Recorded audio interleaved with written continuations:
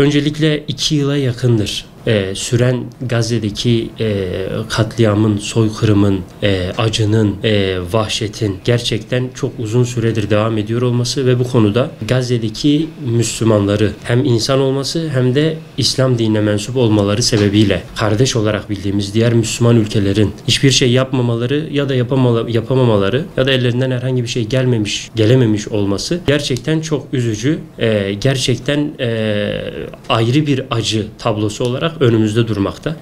Gazze'deki yaşananlar her ne kadar çok büyük bir acıysa bu bahsettiğimiz diğer durum da gerçekten bir o kadar acı bir durum. Çünkü onun devam etmesine sebep olan, neden olan durum budur.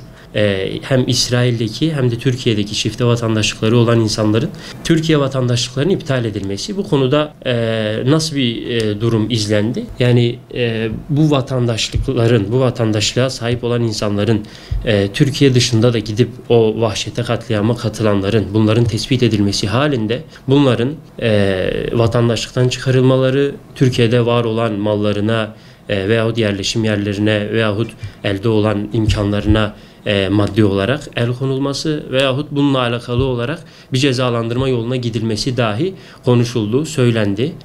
Kanun olarak teklifler verildi. Kamuda bununla alakalı gündemler oluşturuldu. Uzun süreden beri konuşuldu.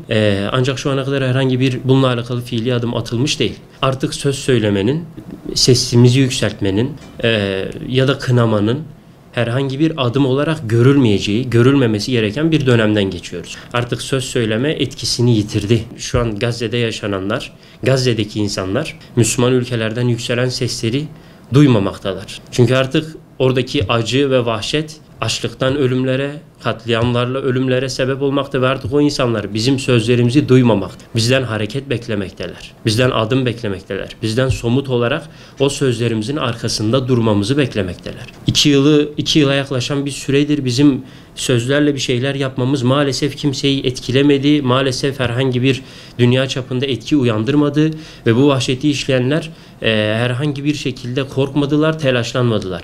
Bizim yapmamız gereken artık o sözlerimizin ağırlığının olduğunu göstermek. O sözlerimizin gerçekten inancımızın bir göstergesi olduğunu ve buna uygun hareket etmemiz gerektiğini göstermek. Fiili olarak adım atmak. Sözlü adımların vakti de süresi de çoktan geçti. Artık fiili adım atmanın vaktidir ve özellikle ülkemizde genelde bütün Müslüman ülkelerinde ve diğer ülkelerde insanlıktan nasibini almış bütün ülkelerde yapılması gereken terör şebekesi olan, terör devleti olan İsrail'e karşı, Amerika'ya karşı, onlara karşı bir fiili adım atmaktır. Hükümetin, devletin, ülkenin sahip olduğu tutum önemlidir. Çünkü gerçekten bakıyoruz İsrail devletine terör devleti deniyor, terör şebekesi deniyor hükümet yetkilileri tarafından. Ancak o terör şebekesine yardım eden teröristler maalesef yargılanmıyorlar. Maalesef herhangi bir yaptırımla karşılaşmıyorlar. Çifte vatandaşlıklar, o soykırıma katılan insanlar içimizdeler. Toplumun vicdanını derinden yaralamaktalar ve insanlarla iç içe yaşamaktalar. En azından bununla alakalı bir çözüm yapılsın. Sunulan kanun maddesiyle alakalı en azından bir karşılık bulunsun. En azından böyle küçük de olsa bir adım atılsın. Çünkü artık söz söylemek gerçekten insanlara itici gelmeye başladı. İnsanlar bir beklenti içine girdiler. Ciddi bir adım istiyorlar ve bu vatandaşlık meselesi de bunlardan biri olsun. Terörün cezası bellidir. Bu ülkede terör kanunlarda düzenlenmiştir. Eğer biz bir ülkeyi ve o ülkede Filistin'de soykırıma katılan insanları terörist olarak görüyorsak o terör maddesini, o kanun maddesini o insanlara da uygulamak mecburiyetindeyiz. Bu konuda gerekli ve hassas bir şekilde davranılmasını istemekteyiz.